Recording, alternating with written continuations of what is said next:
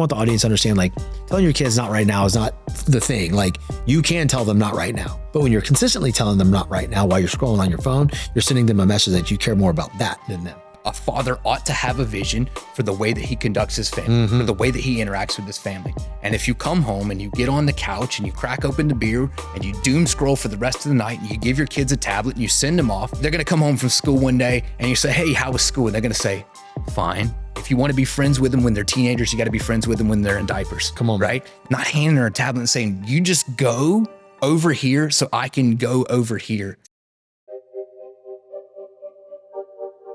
Sean French, what up?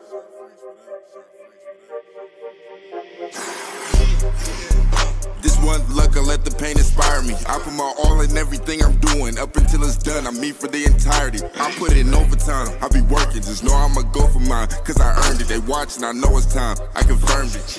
A whole society determined. What's up, everybody? Welcome back to another episode of The Determined Society. I am your host, Sean French. Before I introduce today's guest, yes, you understand what I'm about to do because you watch the show all the time.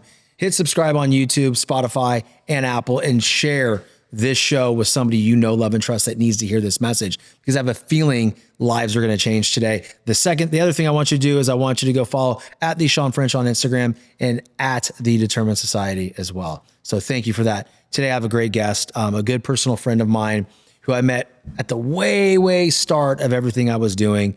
He's written 2 books at this time and just an amazing human being. And he's been on my show before. He's back. He's a repeat offender, guys. So that says a lot. He flew in this morning from South Carolina just to be here with us, to share his mission and to share his book with you. It's brand new. It comes out very soon. It's called A Bow of Bronze, The Arrows of Masculinity. And I cannot wait for you to hear the backstory of this book. But without further ado, my man, Nate Norman, welcome to the show. Sean, thanks for having me, brother. You know, they didn't have, the Starbucks weren't open this morning, so I had to come to Florida to get some coffee today. You did? You didn't have coffee like before? 3 a.m., Okay. dude, I woke up. Well, hold on, dude. Here. But so what? Like, when do people drink coffee? I mean, in my state, everything's early morning, but 3 a.m., nothing's rolling, dude. Unless you want to hit that QT, right? That QT. Is that like a gas station? Yeah. And it's like gas. I pay the light bills for QTs. Yeah, come on now. I keep them in business, bro. I just don't understand these coffee shops. If you guys are listening, get your shit together. It's simple. Like, be open at 4. Why not, right? I mean, like, look. That's when the rollers are moving, right? That's when the movers and shakers, they need their coffee, right? You go to the airport and you get a really beat up cup of coffee and it just never sits right. You know, you got that bubble in your stomach for the rest of the day and you get that heartburn. But dude, I'm glad we're able to get you coffee in Florida, man. I'm here. I'm ready to roll, dude. I've got coffee in my system. I'm excited, man. I know, dude. I can never have enough coffee in my system, dude. Super happy to have you back on. Super happy to see you in person. You know, I feel like we've built this friendship, you know, from afar for so many years, and just to have you here means a lot to me. For you to take time out of your day to fly here and invest in me in order to talk about your story. Like, dude, I don't take it lightly, man. It means a lot. Well, I mean, dude, kind of like what we were saying earlier, you know, you never know who these people are in your life, why they're in your life, what are they doing here? And these key connections that just pop up, dude, it's all orchestrated, man. It's all part of the plan, right? It's all part of the picture. Yeah, man. You know, and these people that you don't think are anything at the time or random happenstance meetings end up being something, right? And dude, meeting the people on the street in a way that you're going to impact their life on a normal basis. Yeah, dude. That's how we ought to live, right? Bro. You never know what they need. You never know what someone needs you to be for them. How did we meet? Was it Gia? Was it Gia McCool? We were talking about that. Who actually introduced us, dude? I think I might have had 230 followers, and I link up with Tyler Tot, and then through him, Gia McCool, and then through her, you. And dude, I was a nobody. These people don't have a reason to mess with a small account like me, but they all did. And they exemplify what it means to interact with a nobody. And I'm so grateful. And I want to remember that, right? I want to remember that, dude, I was just so eager to get to know the people that were doing it. Get to know the people that were rolling. It's funny. Like, we'll start with this because I want the audience to really clue it, just to key in on this main point. Like, the word nobody, right? We're all somebody. And but here's the thing, like the truth is everybody was nobody until they were somebody, right? And you build your brand over time through connections, through doing good work, through helping people out. And the one thing that I've always prided myself on is if you approach me the right way, I'm going to do some stuff with you. Yeah. But if you jump into my DMs and talk about how great you are and how you can increase my listenership with not even understanding what the show is actually doing, that's an insult. I don't really work with those people, but like, dude, like we all had to start somewhere. And for me, Gia was also that person. So if I remember it correctly, I watched one of her videos. It was called The Dark Side of Modeling. Mm-hmm. I saw that. And I really loved it because it showed a side of her that I thought was really, really cool, and speaking out about the bad things that go on, people using your name, image, and likeness without the, permission to do so, artificially generating certain things. And sure. like, dude, I really want to interview this woman because I feel like this is a great topic. And most people come at her because of the way she looks. Mm-hmm. And I didn't do that. I was like, I want to have a conversation with your mind. Like this right here is great. And her team at the time actually advised her against it because I wasn't big enough. And now we have this great friendship. Like we don't talk all the time anymore, but like if she needs me, I'm there. Yeah. If I need her, she's there. And she was that person for me too, man. Yeah. Well, there's a downside to the social media where there's now a value attached to the numbers on your account. And we don't mean to do it, but we attach a value. Oh, you've got X amount of followers. You are somebody. Yeah. So naturally what we do is we feel like a nobody if our follower count is low. And I've said this before, man. I've met some of the realest, most authentic people who have no following. Yeah. They're actually living a decent life, but they just don't brag about it. They don't flex on it. Yeah. And they're stallions, dude. They're studs. These are men among men who I'm like, dude, I need to be around you. Yeah. You just got 140 followers and the world thinks you're nobody. Then you meet somebody who has several 100,000 followers and you're like, dude, you're kind of a slump dumpkin. Yeah. You're kind of a trash can. Yeah. I don't think I can learn from you. And there's no disrespect to you. You're not my vibe. Swamp donkey, man. That's it, dude. And who cares if you got 140 followers, right? You're actually living a life worth following without the following. Yeah, exactly. I mean? And that's the thing. Like you will find more people doing real life shit. Like my buddy, Brad Miller comes to mind. That was just, we just dropped his show on Monday. He doesn't have a massive social media following, but he's more successful than anybody I've ever spoken to. Living life, dude. Come on, man. Living life. Come on. Like, it's wild to me. But dude, let's give the audience a peek behind this book, right? Comes out soon. We're going to have we're going to have links for it. Don't worry. You guys can go check it out. So I think especially men and women too, that want to take a peek behind the curtain of a man's, thought process, but walk everybody through the creation, the bow of bronze. Yeah. Yeah, absolutely. John, you ever heard it where you say, I knew everything there was to know about parenting, and then I had kids. Yeah, exactly. Right? Yeah. It felt like I knew what there was to know about parenting, then I had kids, and I'm like, I'm just figuring it out. Yeah, kind of like my dad was and my parents were, just figuring it out. And with this book, I felt like going into the onset of this book, The 8 Eras of Masculinity, I knew or thought I knew what I needed to know about this book. And through life and happenstance and chance and things that took place in my life, all of that knowledge that I felt like I had for this book was kind of just pulled away. And I was left with this raw presentation of what I thought or believed a man should be at the end. And so it just changed. The dichotomy of this book just morphed over time. So I'm running a race, man. It's called Dam to Dam Relay. It's one of my favorite races in South Carolina. And it's from Lake Murray to Lake Greenwood. And it's a relay race.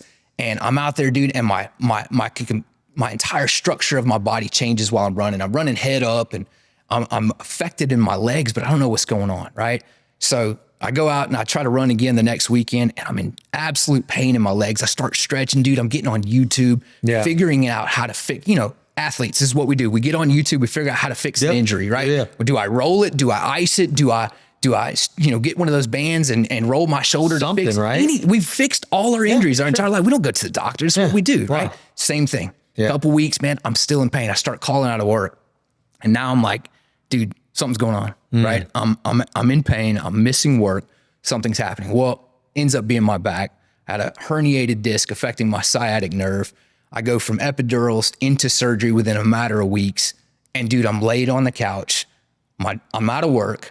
I'm not doing anything physical. I'm not running. I'm That's not big for you, dude. Man, dude, it was everything, right? And here I am, I'm writing this book about what it means to be a man, right? Okay. Physical's gone, right? friendships I felt like were gone, not because they weren't around. It's just I couldn't go meet them. You didn't want to show your face. I felt so hollow that I wasn't going out, right? Been there, of course, I'm in pain. I'm at the baseball game with my kids. I'm trying to be a coach and I'm sitting in a chair hunkered down because I can't move, dude. Damn it. Right. And it just broke me, right? This was like April-ish, right? April of 2024. Okay. And I'm in the process of writing this book, been working on it.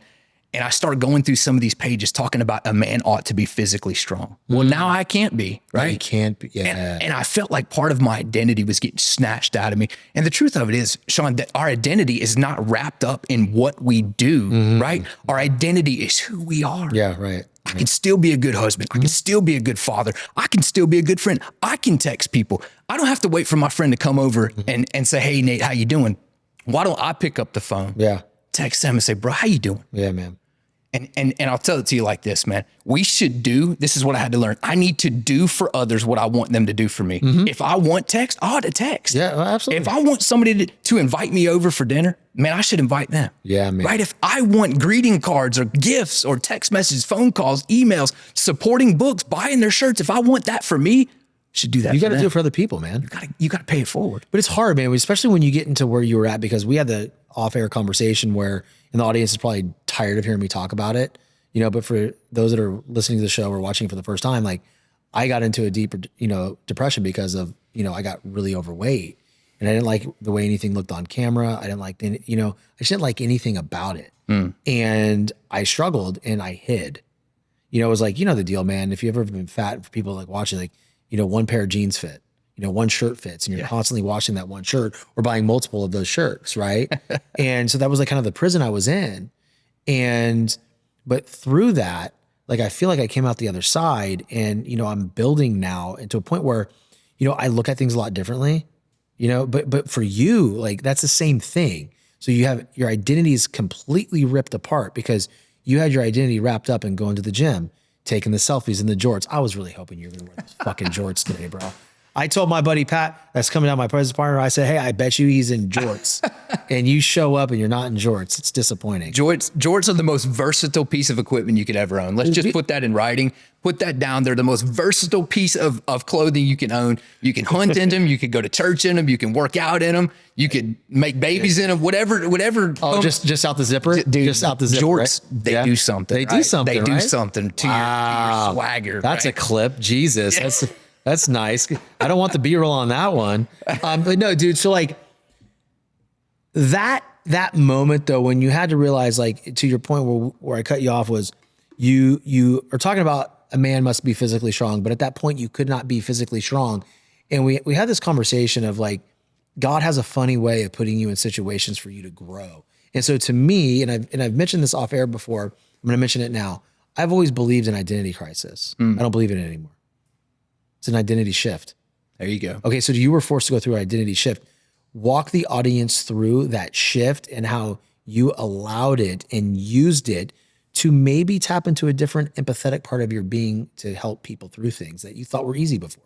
That's good. That's good. I think when I went back and started reading this stuff as an injured man, as a man who could not be physically strong and could not do what I'm actually writing about, I started seeing that I was pointing a guilt arrow and saying, if you don't do this, you're not a man. Just shooting people right in the heart. Right. Yeah. And I was coming from this haughty state of arrogance where I'm saying a real man ought to be able to fill in the blank, change a tire, change his oil, work out, run a 5K, lift his own body weight, push, pull, whatever the case may be. All of these stereotypes that we see from social media, I was writing about in a forceful way.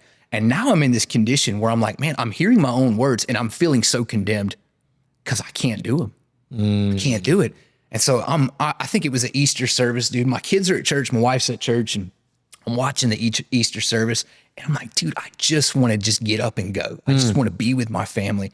I want to get up and do what I'm writing about. I can't write anymore. I cannot continue this same thread of thought. I've got to change, right? And so I begin to write from my point of view.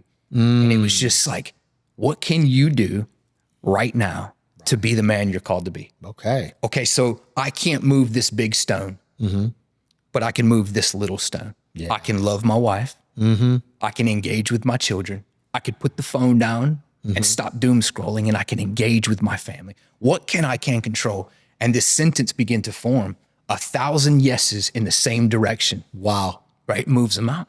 1,000 yeses, 1,000 small stones. Yes, I can do that today. Yes, I can do that today. And I begin to work towards moving these little stones, forming these disciplines, forming these habits that will eventually lead me to move this big mountain in my life. And man, the empathy that flowed for injured guys, the guys that have been hampered by life's situations, man, they lost a job, they lost their wife, or they lost their income, or they lost their health, or they lost their fitness. And now they're in the spot that I'm in. My message to them was, what can you do today? What can you do right now that's going to make your life a little bit better? Can you read the Bible? Can you say a prayer? Can you text a friend? Can you turn on the TV and encourage yourself through the myriad of motivational videos out there? What can you do today? I love it, dude. To not feel bad about yourself. See, that's what I want people to listen to, right? Is that message. A lot of times where we hear people and like, you know, people that have big platforms, it's always a pointed message, you know, and especially the fitness people in the industry, man. I don't want to say all of them, but a lot of them are like, you know, if you're not shredded, you have zero value and no one should listen to you because you don't know shit. John Maxwell's not shredded. Les Brown's not shredded. Those are goats, Good point. Right? So like, just because they're not disciplined in that part of their life, you know, or they're not displaying the level of discipline that you think they should have, does it make them unsuccessful? Does it make them less valuable? Does it make anything less than? No, it doesn't, right? But I think the interesting thing that you went through is seeing that from the other side now, right? Because, you know, you might have been able to come up to me at that point and be like, hey, bro, you look like shit. And I've been like, okay. But somebody else might not have been able to do that, right? Like it would have caused some issues. Like I'd have been like, yeah, and because I just can't control it right now. Literally can't. And they look me in the eye and say, you can control it, you just don't want to. I was like, no, that's not true. There's a bigger thing at play, right? Some people cannot control it. It's true. I could not control it. I could not until I could. Yeah. Until I finally flipped the switch, until I finally opened up to my friend Jeff Delaney. I said, I'm embarrassed. I'm embarrassed. Help me. I can't do this anymore, right? And so, but then you know what he did? He hugged me. He's like, I got you. See you after Thanksgiving. Have fun until then, right? But to your point, when you're writing this book, like you have the opportunity to like literally separate from that arrow in the heart, right? Like that hook that influencers use, like if you don't do this, you don't give a shit. You're able to peel back the onion and say, hey, this is where I'm at now, and now I can help you. How did that change you as a person? And then follow-up question, how did it change you as a father and a husband? Oh man, you know, the ever evolving process of fatherhood and husbandry. And we're not the same people, right? When we got married as we are right now. And it's just been an evolving road. And throughout my life, there's been this man that I call the gray man who has lurked. Go, because I love when you talk about this. We talked about this a little bit on the other show, but you know, like recap, please. So the gray man is the part of me that has lost its focus, its color, his passion. He's adrift. He's purposeless. He's missionless. He's into the void. He's clicking through life, right? He's waiting for something good to happen, which rarely ever does because other people are responsible and he's not taking action. And he's just in life, but not engaged in it. He's alive, but not doing anything. Come on. And I've heard it said too, it's basically a rut with, you're in the grave, the ends are kicked out though, and you're almost there. All we need is the ends to be put on. You're alive, dude. You're breathing, but you're not doing anything. And through the back injury, I could feel the gray man lurking. I can feel him. It's almost like, you know, he's dead. You killed him. You started working this angle in your life and becoming a better man. But the gray man lurks right at the edge of our surface. It's almost like one bad week away from jumping back into your life. And the gray man doesn't give a rip about marriage. He doesn't care about whether his kids are doing well or not. The gray man only cares for self-preservation, existence, right? And coddling himself through comfort, avoiding any form of confrontation and bringing comfort in to get the pain out. So throughout that process, I had to fight to keep the gray man at bay, right? And when he comes, it's just a slow fade too, right? Oh, dude, yeah. It's that lurking element of comfort that eases its way back into our life. And next thing you know, we're fighting in our marriage. Next thing you know, I'm telling the kids, not right now, or maybe later. And dude, I said this to myself recently, is there will only be a certain amount of maybe laters they'll take before they get the message, right? When they come up to us, we're on our phone, we're working, right? I'm doing something important. Yeah. And they're like, hey, Dad, can you throw the football? Hey, Dad, can you jump on the trampoline? Hey, Dad, can we go for a bike ride? All right. Hey, can we do this right now? And I say, maybe later.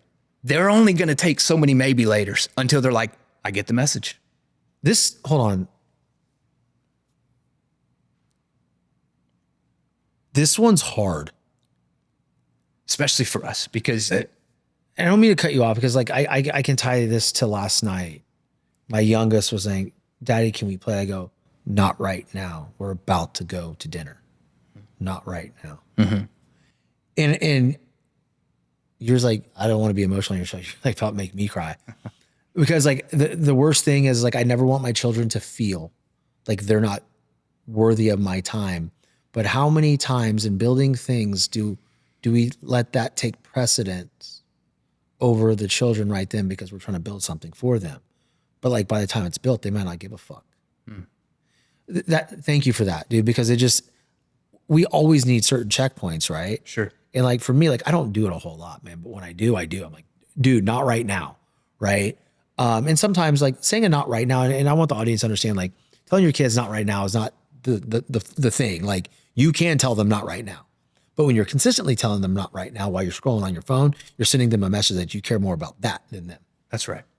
And there's obviously times in your life where you've got to just say, hey, now's not a good time. 15 minutes, right? Man. Yeah. And if you have 100,000 times in your life to say not right now, how many have you used and how many do you have left and how many can you redeem? And that's part of the gray man. That's part of fighting the gray man, is intentionality and fatherhood, right? A father ought to have a vision for the way that he conducts his family, for the way that he interacts with his family. And if you come home and you get on the couch and you crack open the beer and you doom scroll for the rest of the night and you give your kids a tablet and you send them off, how many of those days do you have left with your kid before they're going to come home from school one day and you say, hey, how was school? And they're going to say, fine. And you say, was that all? And they're going to say, yeah. Anything good happen? No. And the years that you spent handing them a tablet will now come into full focus. And you're not going to have that time back. If you want to be friends with them when they're teenagers, you got to be friends with them when they're in diapers. Come on, right? Man. You've got to invest in that child. That's a vision for your family, right? I want my daughter to love me when she's 18, when she's 13, right? Yeah. Starts when she's 5. Yeah, come on. Not handing her a tablet and saying, you just go over here so I can go over here. This is so funny. We, I had this conversation in the truck on the way down about how your daughter is going through certain shit now and not being accepted by her friends. She doesn't fit in. She's homeschooled. Let's be honest. Homeschool kids don't always fit in. But the fact of the matter is she doesn't have a phone and all her friends do. And she may hate you now, but you're creating something better for her later. Watching the rejection in a lifetime is terrible. Yeah. Right? You're seeing the kids that you don't necessarily want her to be accepted by reject her. And it's hard for her. And I'm on the outside looking in saying, I know that you're going to respect this decision in 5 years or in 10 years. But right now I'm watching you not have friends because of this. But I choose to stand on these morals. I choose to raise you in such a way that conversation with another adult with eye contact is more important than looking at your device. Right? Yeah. I choose to raise you in such a way that you're going to believe certain things about the world and our construct and human interaction and social media and the internet that might make you a little bit of an outlier. But everybody that I respect is an outlier. Everybody that I respect. No, dude, I don't respect anybody that is a common go with the flow, dude. Come on, dude. You've got nothing to offer me. No, you're just dude, you're bubblegum, dude. You're the same. Yeah. You're the same as every other person, man. And it's those people that think different. It's those people that have held their ground, that have stabbed their flag in the ground and said, oh, dude, I'll die for this. Yep. I believe this and I live this. This isn't a social media thing. This is who I am. 1000%. I think that's apparent, right? It's obvious to see that. And that's like, I told you, my wife and I we signed a pledge, at the prep school that the kids go to, is wait until 8th. And even then it's a flip phone. Yeah. I'm not opening up that world for you. Yeah. Like, dude, everybody's parents are like, well, what if you need to go to hold of them? Like, hold on a second. Like, I didn't have a cell phone until I went to Louisiana State University. I was 21 years old before I actually had a cell phone that I could use. And my parents were always able to get a hold of me. You know why? Because they taught me how to be a good kid. There you go, dude. Isn't that our world changed? Isn't it fucking weird? You know? Nothing's changed. Nothing's changed, dude. Like, you can't say like, well, I need my kid to be able to get a hold of me. Then make yourself accessible to when you're around them. They will always tell you where they're at. Yeah. They will always be there. In the world, yes, the world has changed. Before we get roasted, like, yes, technology's changed, but also you've given in. Yeah. You've given in. Like, I'm not giving in. One dude, we gotta give a nod here to the 90s kids who rode their bike 7 miles to the local gas station. We were so dope. Right? No, yes. No phone, no nothing. Nothing. Right? I didn't even have a way to get in contact with the people if something were to the bad, right? I'm just out there on my Huffy or my BMX with a card in the spoke, right? Yeah. I'm rolling. Running from gang members. That's what my childhood was like. And now, would I send my son without a phone 7 miles to the gas station? No. That's the question, right? Would you? Are we more aware of the danger? Are we more aware of what's in the world through media and news? Are we just seeing more of the evil? Or is it that like the world was always just as evil? We just weren't in tune to it 24/7. Like, oh, watch out. Did you hear about the person that got kidnapped in Uganda? And now I have absorbed. I'm like, oh, junk. Maybe I shouldn't. Yeah. I shouldn't let my kid ride to Circle K. How about I give you a ride? How about I give you a ride? Yeah, I'll take you, Yeah, exactly. And there is evil. I'm not saying be ignorant of the evil, but dude, what a life, right? Yeah. And we learned how to have conversations. We learned how to make forts. We learned how to do things with our brains instead of being raised by a device. Well, so that's the thing, dude. Like, and I think that's also back to what a man needs to be, or the pillars of masculinity, which I think that, I know that it's been tempered in society, especially the last 5 years. There's a major push to gaslight men into thinking that their masculinity is aggression, and it is not. Sure. It is not. But let's talk about that, right? So we've given the audience a background of where the book came from. Start talking about some pillars that are within the book. Don't give them too much because I want them to buy this damn thing. Okay? I got you. Yeah. So Sean, when you meet a man and you say, dude, that dude is killing life, right? Yeah. That dude he's living, right? Whether it be his business or his marriage or his faith, there's something in this man that stands out, right? He's living a certain way. He's walking. So it's a bearing, right? It's a confidence. It's an aura that this man possesses. It's an energy. An energy. What are the things that man does that gives him this energy? Is he born with it, right? Does he get it from other men? Does he glean from the world? Where does this man get these things? And so throughout the process of my life, I would just realize when I lived good, I felt good. Right? When I prayed or read my Bible, I just felt better going into the next thing. When I lifted weights or ran, I felt good going into my workday. And I began to realize that as I began to make these habits and make these changes, that I was feeling good and I'm walking taller. I'm loving my wife better. I'm ministering to my kids better. I'm hanging out with friends better. I'm not being the slump dumpkin or the gray man. I'm living intentionally. I love it. And so I would just notch these little things down. 8 disciplines or 9 disciplines or 12 disciplines or 12 things I did today made me feel like $1 million. Drank a bunch of water, got in some cold water, worked out, read my Bible, texted a friend, encouraged a friend, laughed. Who knows? Whatever these things are that made me feel great, I wrote them down. And out of this began to form these intrinsic qualities that a man ought to possess. Number one, I felt like was spirituality. Every man that I've ever respected had a bearing, somewhere they were going. An inner anchor, something that grounded them. Sure. They weren't just out there guessing at what it was to exist, right? They weren't out there just trying to figure out why they were here on the earth. They knew, dog. They knew.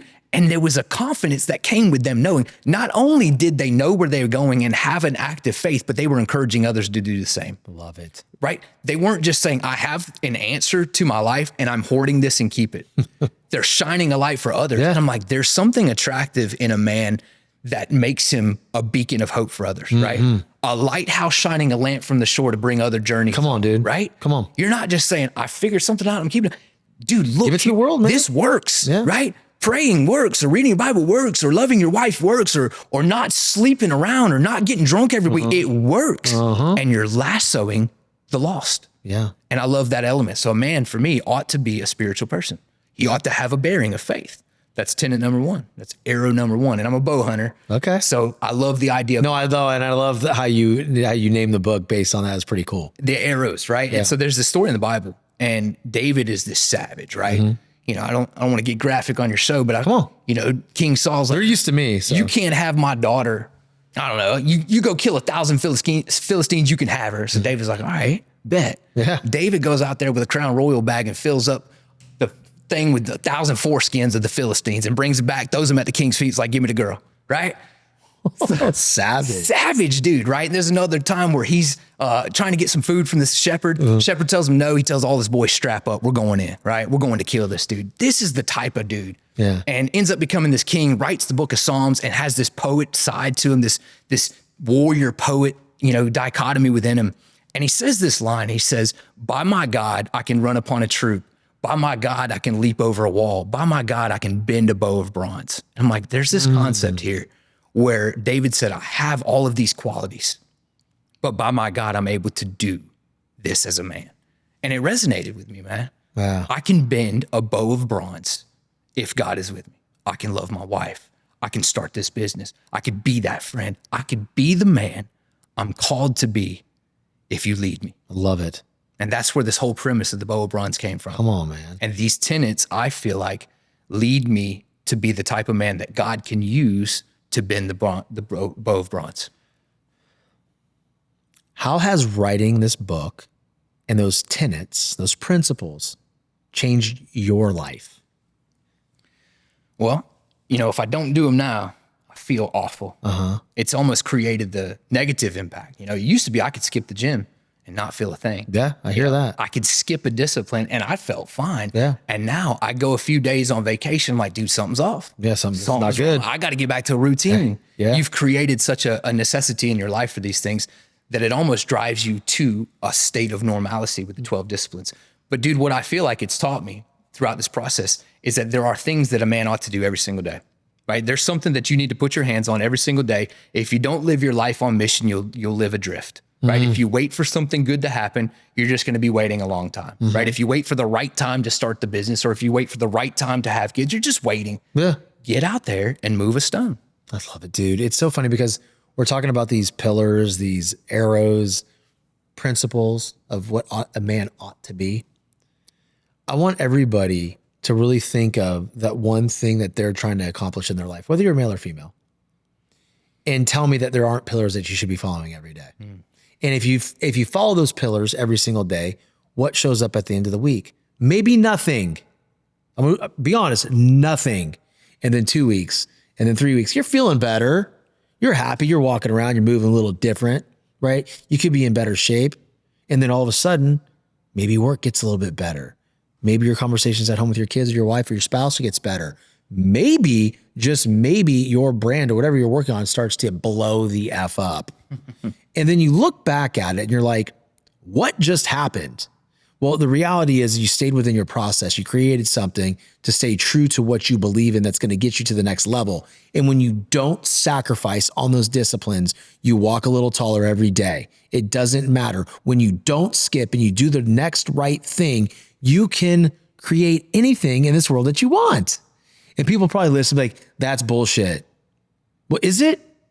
Because I'm telling you, if you're saying it's bullshit, then you're not looking at everything you said you were going to do and doing it. And not just doing it to check it off. Yeah, I know. I said I would read 10 pages, but I read 5. Let me check that off. No, it's a fail. It's a pass or fail business, dude. You're either doing the disciplines or you're not. And when I look at everything, throughout my day now, wake up at 4 a.m. is a discipline. It may not be that forever, but right now that is a principle. That is what I ought to do in my process to be the best me and build the best show that I can is wake up at 4 a.m., be in the gym by 4:30. So those are 2 things right there. But in the middle of that, am I hydrating? Am I my protein shake? Did I do all those things? Like even down to the thing, like, am I taking my vitamins? That is a discipline. If you don't do it one day, you are literally telling yourself it's okay to shortcut. Yeah. Yeah. And I'll say something like that on social media. I'll say a man ought to rise early, right? That's something I just believe. A man ought to be up before his family, sharpening his body, mind, and spirit. Dude, if I'm asleep, if my kids beat me awake, I'm pissed. Yeah. And dude, growing up, I never saw my dad in bed unless he was sick. And even then it was for a short amount of time. But I'll say something like that on social media. A man ought to rise early, sharpen his body, mind, and spirit. And here come the people, right? Here, oh, dude, well, I work the third shift and I do this at nighttime. Fantastic. You still ought to be doing something prior to your family waking up or your family being away, that you're sharpening your body, mind, and spirit so you're the best version of yourself. 1,000%. Right? And dude, it's never the people that are driven that come at me for this stuff. No. Like, it's not the people that are waking up early and know the benefit of the 4 a.m. club or know the benefit of rising early that come at me. It's the people that aren't doing, right? They're like, well, everybody's different. Absolutely, everybody's different. But even you as a different man ought to do something daily that makes you a better man. Don't even have to get up and work out. Get up and read. Do anything. Make your kids lunches. Do something, right? Make their breakfast. There it is. That's it, man. Read the book with your kindergartner. I don't know, but hey, good morning. Yeah. Anything is better than nothing. Anything, man. Don't just do something. Stand there. Just don't just wake up at 6 because you know you got to be somewhere at 7. Like that, you're still in a beta. Like from the time I wake up at 4 a.m., I get in the truck probably around 4:18. I'm not even awake, dude. I'm autopilot right now. Like I'm not like, dude, like that's the daily discipline. That's the habit. And I know, like, okay, I don't like how I feel right now, but as soon as I get to the gym parking lot, I'm gonna do my normal daily blood type determine thing. And then that's my trigger. That's my switch. Okay, I got these feelings out, and now I'm gonna go in and I'm just gonna walk to the door. And now I'm gonna buzz myself in. I'm gonna hang my keys up. I'm gonna go upstairs. I'm gonna hop on the treadmill. I take it 1 second, one move at a time. And before you know it, I'm locked in. Isn't it funny how the idea of doing those things becomes daunting? Not actually the doing of them becomes hard, but like the idea of waking up early, the idea of going to the gym, the idea is the difficult thing. But when you're actually doing it, it's not difficult. It's easy. Then the endorphins start flowing, the blood starts flowing, you're feeling jacked, you're feeling excited, right? The idea was actually stopping the action. Yeah. And so many men are existing there, women too, right? Yeah. Just the idea of launching, the idea of moving forward. It's the magnanimous pile of rocks, right? How do I move this entire structure in my life? Well, you don't move it all at one time. Yeah, you can't. Piece by piece by piece. Again, 1,000 yeses in the same direction. Dude. With consistency, with perseveration, right? Not looking at it like you have to move the mountain by tomorrow. When I'm 60, I'll still want to be doing disciplines because I feel I'm the optimal self when I do so. I feel like I'm the best man that I can be for my wife, for my family, for my children, for God, so that I can bend a bronze bow when I'm 60, right? Yeah, dude. Like there's a certain power in what you said, right? I want to be in these disciplines until I'm 60. Most people, when they look at something and they look at that mountain, they go, geez, how the hell am I going to, there's no way. Like, how do I go from here to there? But what they're focused on is the gravity of the shift of like, what does this look like compared to what does this look like? Where does my business look now compared to what I want it to look like? Okay, we're doing X, but we want to do 100K a month doing this or whatever it is. And they look at that number, they're like, oh my God, instead of the small rocks every single day. If you move the small rocks, and I call it moving the proverbial football down the field, just yard by yard, man. It doesn't matter. You don't have to move a mountain every day. It's good. You don't even have to be at your optimum self every day. It's good. But can you move forward a little bit? Do something. Do like to your point. Can you do something today? What can you do? So there's days, and there's people like really, this is where I think people let off the gas. Like, what was it? Yesterday, I was extremely underfed. I woke up, I went to the gym, and it was a hit day. You know, I was busting my ass. I'm like, dude, I'm not feeling good right now. I'm like, what happened? Why is my body so tired? I'm like, oh, you're extremely busy. Your last actual meal was at 1:30 p.m. and your last shake was at 4:30 p.m. And now it's 5 a.m. You're underfed. Okay. So, but now I know, did I walk out? No, I said, okay, my 100% is at a different level right now. My 100% today is probably my normal 70%. But as long as I give 100% of that, then can I be happy about it? It's good. Most people aren't. They judge where they're at based on where they were yesterday or what they think they need to be doing. No. Just give everything you got at that moment. Yeah. Or if you're anything like me, you allow that problem to become so pervasive that it takes up all your peripherals. Come on, man. Right? Now all of a sudden you can't eat, right? You can't sleep. You're frustrated, you're angry, you're pensive, you're aggressive. You're ready to punch through bricks because you can't find the remote control, right? And it's because that problem is right here, dude. It's in my face. It's what I'm thinking about. It's what I'm talking about. It's just right here. And I can't see solutions because it's consumed my vision. Dude, that's when that zoom out, right? Dude. Just backing up and then addressing one small discipline. And dude, there was times during the back surgery where all I could do was get that phone out and text a brother and say, thinking about you today. I love you. I'm praying for you. Fight the good fight. You know, it's so crazy because I'm thinking about your journey now. You know, I was like April. I'm thinking about what was I doing in April, right? And where was I at? And where was I at the end of the year? And I said, and I caught myself when you were telling me all this. I'm like, I didn't know this. Why didn't you reach out? I didn't reach out to you and tell you where I was at. So, men, can we do better with this? It's good. Like to me, it's like we get wrapped up in our daily lives and we are in a certain energy. And we expect everybody else to be in the same energy and to operate exactly how we're operating. But how many times have I been at a very high energy and maybe there's somebody in my life that, you know, is a part of my everyday, but they're not at that energy and I'm operating here and they're operating there. And I don't say, hey, are you good? Yeah. Reach out, dude. I mean, you know, text, give text. Yes. You want it, give it. I mean, can't expect it if you're not offering it yourself. And dude, I feel like I do a pretty good job. Right. But I'm not perfect. Yeah. I get wrapped up in my own shit, dude. Come on, man. And it applies to marriage though, too, right? Yes. You want your wife to text you a spicy text? How are you initiating any form of contact? Yeah. Right. You want your wife to reciprocate at dinner time or at the house. How are you initiating? Same with your kids. You want your kids to have conversations. How's your conversation with them? Yeah. How are you talking to them? How's your eye contact? Are you saying not right now? Same with friendships, man. And one of the disciplines I encourage men to do when we do these 12 disciplines is encourage one person a day. Oh, dude, that's minimum. One person a day. Yeah, that's it. Just shoot a text off. First thing in the morning, you wake up, fire it off, right? It could be the same person. It could be your mom. I don't care, right? One person, one time a day, send the text out. And dude, and it's so funny because it doesn't need to move mountains. No. It could be someone that reaches out to you on social media, just like thanking them. Like, hey. Have a great day, dude. Have a great day. You're awesome. Oh my God, you take the time to send me a voice note. Makes people's day, man. And people want connection. For sure. And what I know about that is I need it. I need that encouragement text, right? Yeah. And I was too ashamed to reach out for it. But see, I didn't know that before. Yeah. Now I know. I felt so weak reaching out to a man saying, dude, pray for me. I'm hurting. Pray for me. I'm struggling, right? Pray for me. I'm going through the depths of despair right now. That's crazy. Felt so ashamed to do so. And I've got a few friends that I have a close enough relationship where I can do that. But the vast majority, I can't do that. Yeah. Right? Yeah. And so at random, that's why I said, I just need to send this. Who knows what people are going through? And you know what, Sean, 9 times out of 10, they text back and say, dude, I needed that today. Hey, I lost my job. Hell yeah. Hey, I'm going through it in my marriage. Hey, this is happening in life. And you're just being this oracle, this vehicle. You're firing arrows into the world of purpose. A lighthouse shining a lamp from the shore to bring others' journey home. There's just lighthouses aren't there just to go check out, you know, when your family's at the beach. They serve a purpose. I think purpose is the big thing, dude. Like if a human being is off purpose and just existing, gray woman, gray man, whatever it is, there's no purpose. They don't have purpose. Yeah. And I think it's important, and I know it's important to truly dive into your purpose, but also understand why you're doing it, right? Sure. It's like for me, say, what's your purpose? Well, to have the show.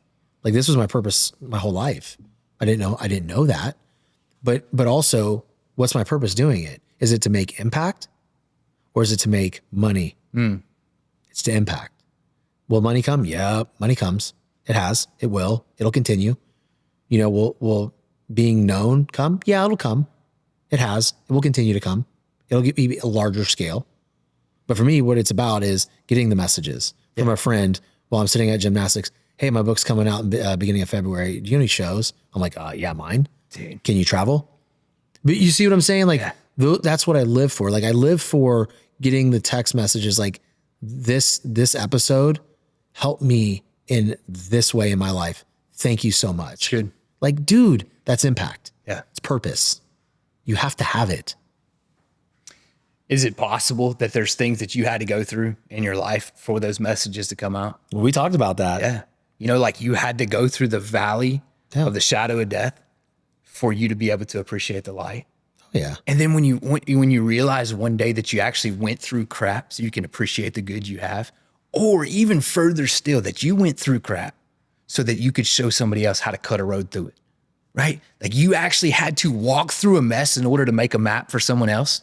That's crazy. Dude, I can sit there and tell you from 2021 until very, very recently, there's been a lot of moments where I would sit in the office in my house and just be in tears.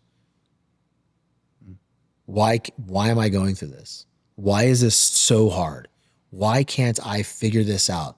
Why? And then I started doing the principles that I knew that would just make me feel better. And then all of a sudden, holy shit, it opens up.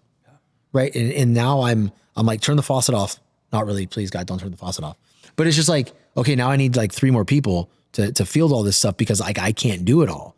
Right. And it comes when you become in true alignment with who that real dude is at the deep core. It opens up.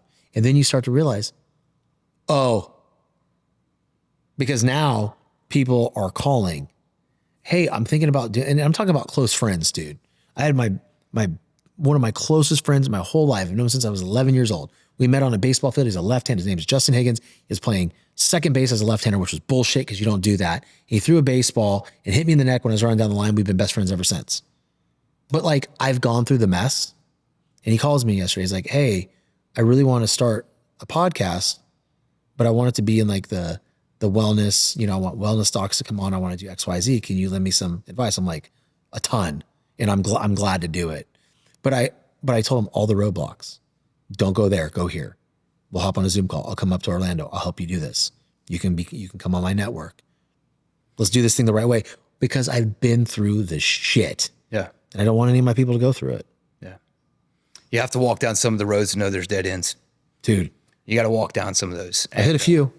In order to mark a dead end on a map, yeah, you got to walk down that road. You can reach back behind you and say, dude, I can tell you it's bottomless pit at drunkenness, right? It's an empty road in pornography. Yep. Empty pit in adultery or whatever the case may be, right? And you find out that there's emptiness there and you reach back behind you, right? And you say, I've walked through this woods. I've cleared a path for you so that my son can walk unencumbered, right?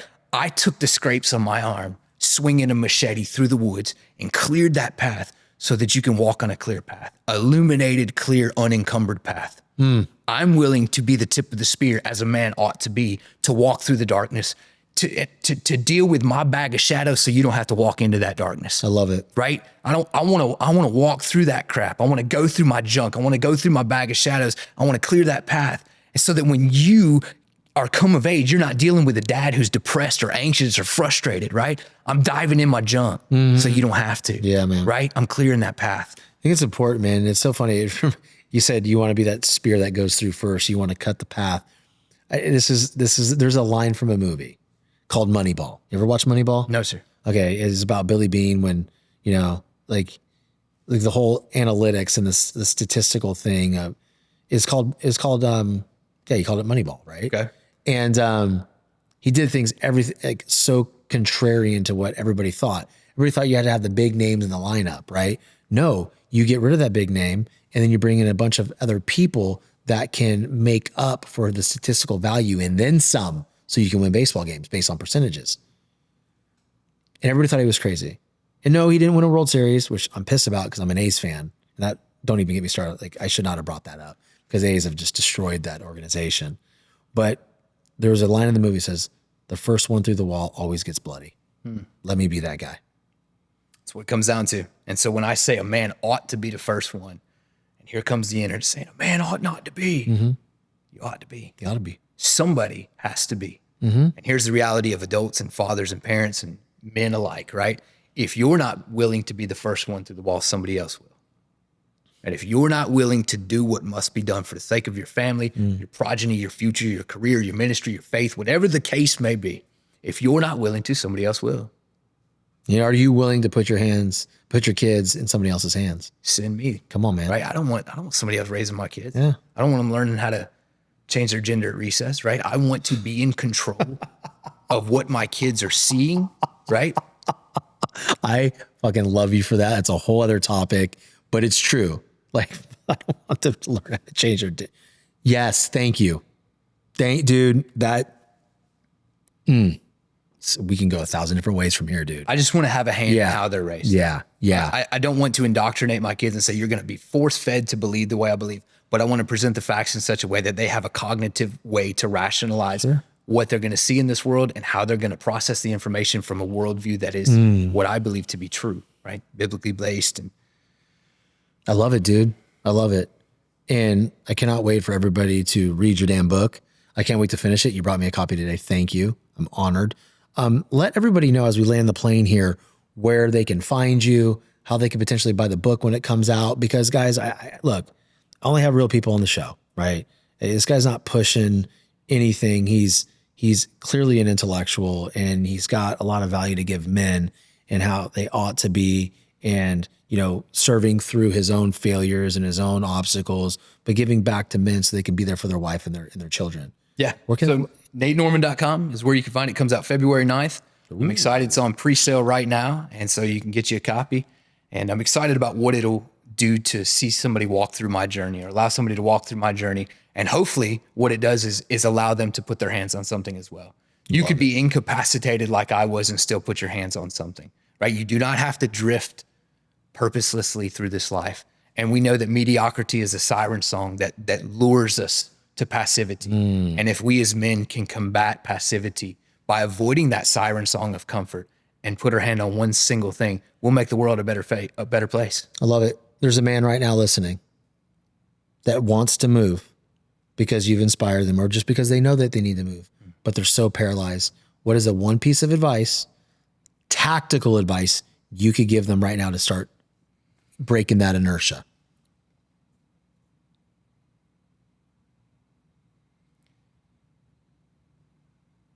Motion is always attached to figuring things out for me. You know, throughout my life, I would disappear, right? I'm going to go to the woods. I'm going to walk. I'm going to go on a run. I'm going to go into the ocean. There was this action attached to my brain clicking in gear. And it's almost like I needed the endorphin and blood flow to get my brain around the idea of what I needed to do or how I needed to move forward. And I know this might be difficult for some, especially if you're injured like I was, because motion was gone. So everything that I had attached to my cognitive function, I could not do. So how did I get the juices flowing, the brain waves moving? And I just began to write. I just began to process. I began to dump. And for a lot of men, the bag of shadows contains the depths of your being. It contains the junk, the dirt, the grime, the filth, the stuff you never post on social media. That's what's in the bag of shadows. And when you begin to process through your junk and just get it out, this is why therapy works. This is why taking your armor off with another brother works, where you're cracking open your chest and saying, look at my heart. Right? That's it. When you deal with some of this junk, and the way I dealt with it was through writing. So if you can't get active and you can't move your body and walk and get into the woods or get into the water and begin to let the cognitive function flow, then dump it out on paper. And if you don't want anybody to read it, that's fine. Go have a funeral for it later. Take it to a gravestone, burn it up, tie it to a balloon and send it off into the atmosphere. Who cares? Get it out. I love it. Go through the bag. Do what you can, and you'll be able to move forward. And I say it like this, Sean, this is something I live by. Do what you know, and you'll know what to do. Ooh. I don't know what to do. I don't know what to do. I don't know what to do. Do what you know. Do what you know. And you'll know what to do. Come on. Guys, listen, I hope you enjoyed this conversation today. Don't forget NateNorman.com. Go check out his book. It's on pre-sale. We'll drop the links everywhere. By the time the show comes out, it'll probably be out anyway. So go get yours now. If you need to reach out to him, he's also on Instagram. What's your handle? @_Nate Norman. @_Nate Norman. Go check him out.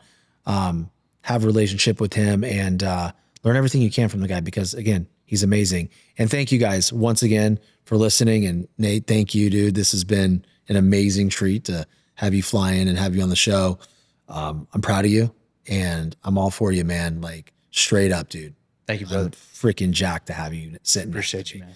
So guys, please, once again, share the show with somebody you know, love, and trust, someone who needs to hear this message, someone, male or female, that is stuck because they're going through an injury or sickness or depression.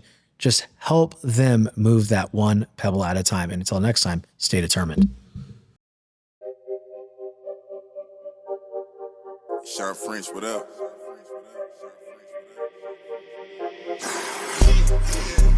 This one one luck, I let the pain inspire me. I put my all in everything I'm doing. Up until it's done, I'm me for the entirety. I put in overtime, I be working, just know I'ma go for mine. Cause I earned it, they watching, I know it's time, I confirmed it. A whole society determined to show.